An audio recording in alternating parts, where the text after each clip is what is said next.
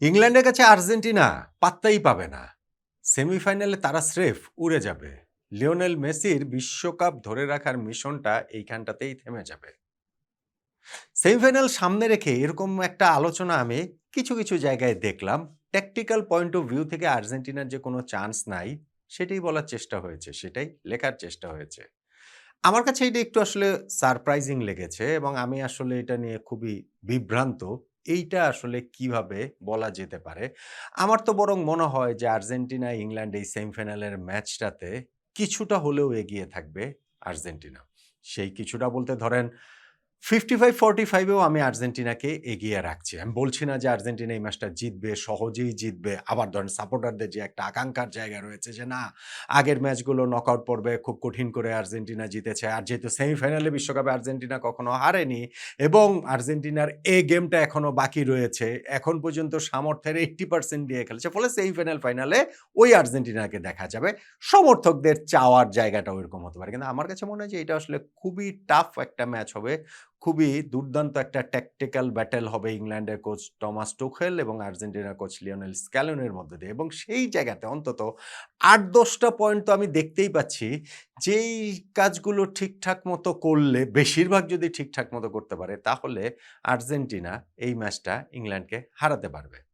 Tactical point of view থেকে কোন জায়গায় আর্জেন্টিনা ভাই দেখেন এই কাজগুলো স্ক্যালোনেরা প্রতিনিয়ত করছেন, টুখেল করছেন, সব কোচরাই তাই করেন। সবসময় তারা আলোচনার মধ্যে থাকেন। একদল কিভাবে খেলবে এবং প্রতিপক্ষকে কিভাবে নিষ্ক্রিয় করবে, এটাই তো আসলে কাজ। আমরা জাস্ট শুধু একটা ধারণা নিয়ে একটা আলোচনা করতে পারি যে আসলে এইখানটাতে কোন কাজগুলা আর্জেন্টিনা করার চেষ্টা করবে ইংল্যান্ডের বিপক্ষে। যেইটা করতে পারলে হয়তোবা, যেটা আমি 55-45 এ বলছি যে আর্জেন্টিনা ম্যাচটা জিতে বেরিয়ে আসতে পারে, ফাইনালে তারা খেলতে পারে। এবং সেই আলোচনার মধ্যে তো ধরেন যেটা আমি বলছি যে আর্জেন্টিনা করতে পারে, সেগুলো আবার ইংল্যান্ড যদি আরো ভালোভাবে করতে পারে, ইংল্যান্ডের বেরিয়ে আসার চান্সটা বেশি থাকবে।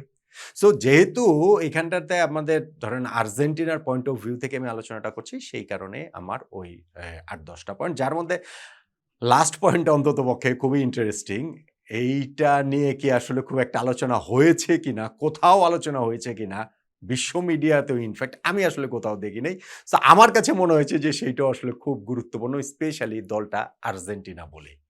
আসুন তাহলে ওই পয়েন্টগুলো নিয়ে একটু আলোচনা করা যাক। যেমন নাম্বার 1, আমি মনে করি আর্জেন্টিনার এই খেলাটা স্লো পেসে খেলা উচিত। এই বিশ্বকাপে অনেকগুলো ম্যাচের জায়গাতে কিন্তু আমরাও বলেছি, আমিও বলেছি যে আর্জেন্টিনা টু স্লো তাদের খেলাটা, তাদের বিল্ড আপটা। এমনিতে তাদের খেলার ধরন তো স্লো বিল্ড আপই তারা করে। তারপরে হচ্ছে গিয়ে র‍্যাপিড ফায়ার কিছু পাসে তারা প্রতিপক্ষের মানে গোলমাউথ ওপেন করে ফেলে।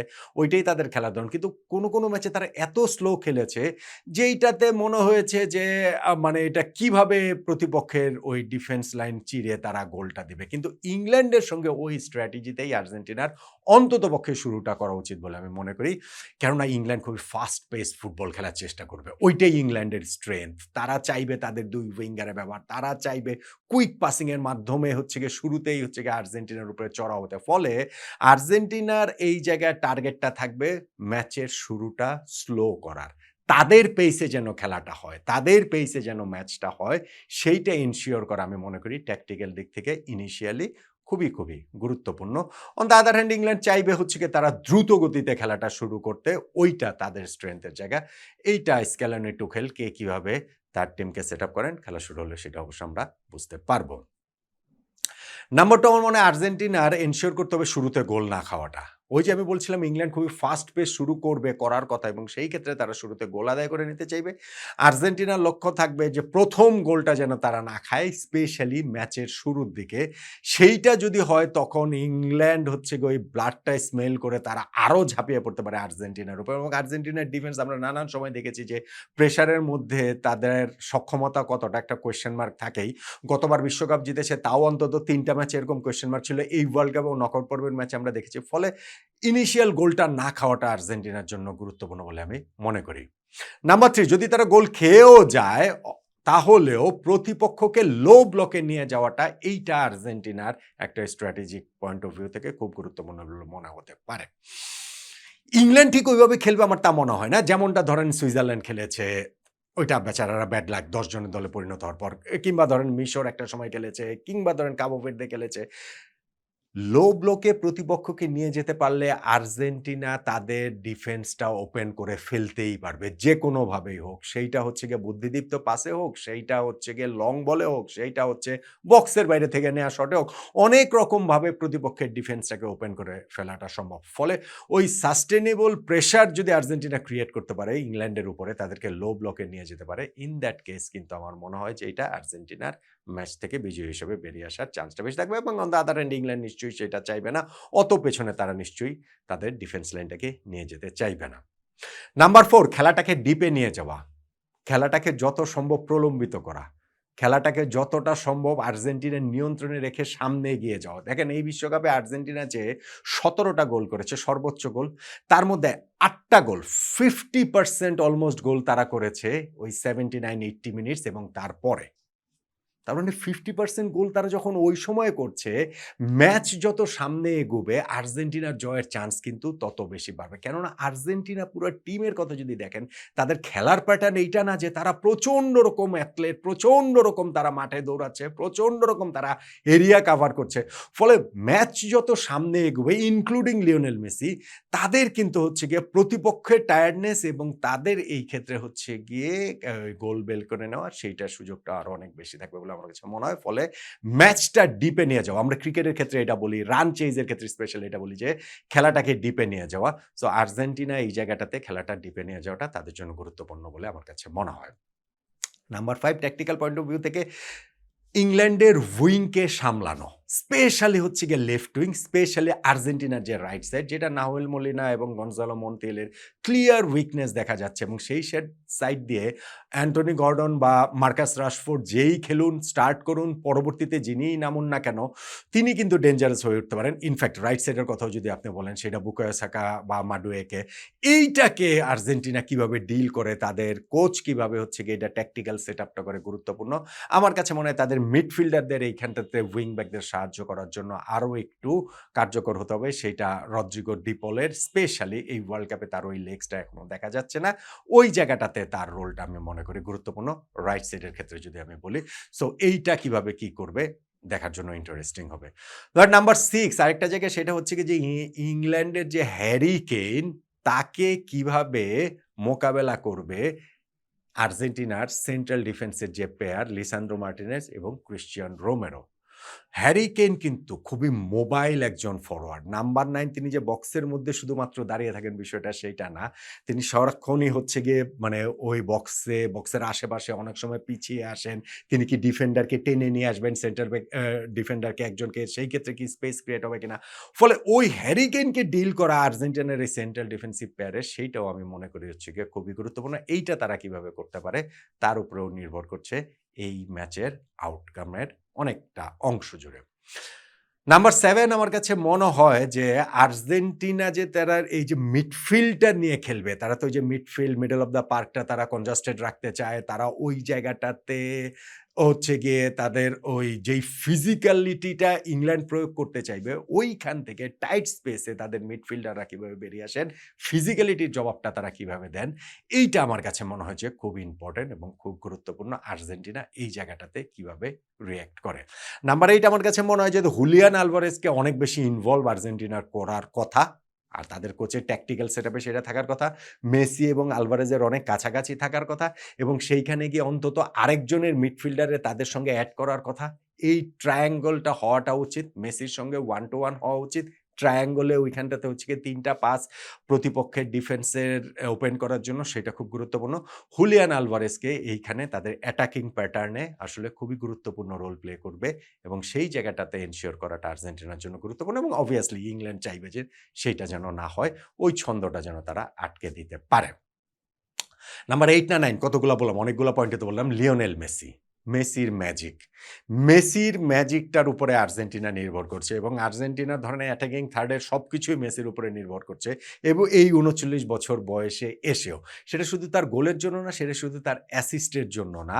শেষ পর্যন্ত গিয়ে আর্জেন্টিনার এই অ্যাটাকে যা কিছু ভালো সবকিছুই মেসি কেন্দ্রিকই হয়। এখন বলতে পারেন লাস্ট ম্যাচটাতে মেসি গোল পায়নি, অন্যরা কন্ট্রিবিউট করছে, এটা আর্জেন্টিনা টিমের জন্য অবশ্যই ভালো। কিন্তু এন্ড অফ দ্য ডে যে মেসি হচ্ছে গিয়ে ম্যাটার করে, তাকে ঠেকানোর জন্য ইংল্যান্ডের অবশ্যই কৌশল থাকবে। এখন এটা গত ২০ বছর ধরে পৃথিবীর ক্লাব দল বলেন, ইন্টারন্যাশনাল দল বলেন, সব দলের কোচেরই কৌশল থাকে। পারে না তো কেউ। বেশিরভাগ সময়ই তো পারেন না, ব্যর্থ হন কোচরা। ফলে টমাস টুখেল এবং তার ইংল্যান্ডের কাছেও যে মেসিকে বন্দী রাখার যে ম্যাজিকটা আসছে, সেইটা ওইভাবে বলা যাবে না। ফলে মেসিকে ওইখানটার স্পেসটা, মেসি যেন স্পেসটা পান, তার অন্য সতীর্থরা তার উইলিং রানার সাথে থাকা, ধরেন সেটা হুলিয়ান আলভারেজ হতে পারে, ধরেন সেটা হচ্ছে গিয়ে এনজো ফার্নান্ডেজ হতে পারে। সো ওই জায়গাটা থেকে মেসি যেন একটু স্পেস পান, 1-2 করতে পারেন, সেইটা খুব গুরুত্বপূর্ণ এবং তা যদি করতে পারেন তাহলে মেসি তার ম্যাজিক দেখাতে পারবেন বলে আমার কাছে মনে হয়। আরেকটা পয়েন্ট যেটা, সেটা হচ্ছে গিয়ে moment of magic, moment of brilliance. এইটা আর্জেন্টিনার জন্য গুরুত্বপূর্ণ।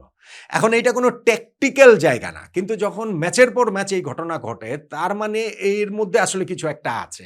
আর্জেন্টিনা দেখেন না যে প্রি ওয়ার্ল্ড কাপে তারা হচ্ছে গিয়ে দৈর্ঘ্যের দিক থেকে, লম্বার দিক থেকে ৩য় ক্ষুদ্রতম দল, দৈর্ঘ্যের দিক থেকে আরকি, শর্টেস্ট টিম।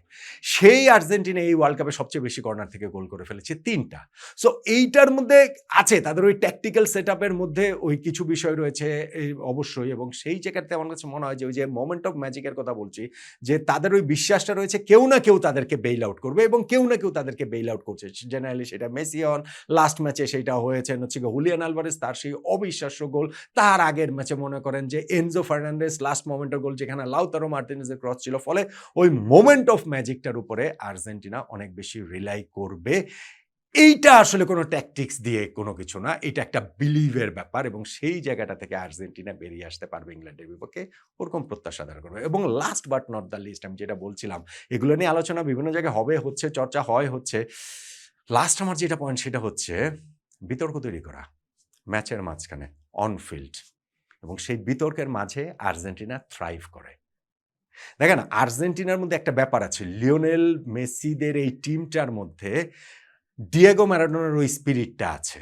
স্পিরিটটা কি? যে যতই বিতর্কিত হোক, যতই নিজেদের বঞ্চিত হোক, অবিচারের শিকার হোক, তার মধ্যে দিয়ে তারা আসলে বেরিয়ে আসবে। এই যে ওয়ার্ল্ড কাপে মেসিদের দলকে ফেভারিট করা হচ্ছে, ফিফার হচ্ছে গিয়ে তাদেরকে টানছে, রেফারি তাদের পক্ষে কথা বলছে, ভিএআর তাদের পক্ষে কথা বলছে। এইটা আলোচনা করে আর্জেন্টিনার উপর যেমন চাপ প্রয়োগ করা হয়েছে, ঠিক তেমনিভাবে আর্জেন্টিনাও পারফরম্যান্স দিয়ে সেইটা ওভারকাম করার চেষ্টা করে। এইটা তার দল, এই দলটার মধ্যে রয়েছে।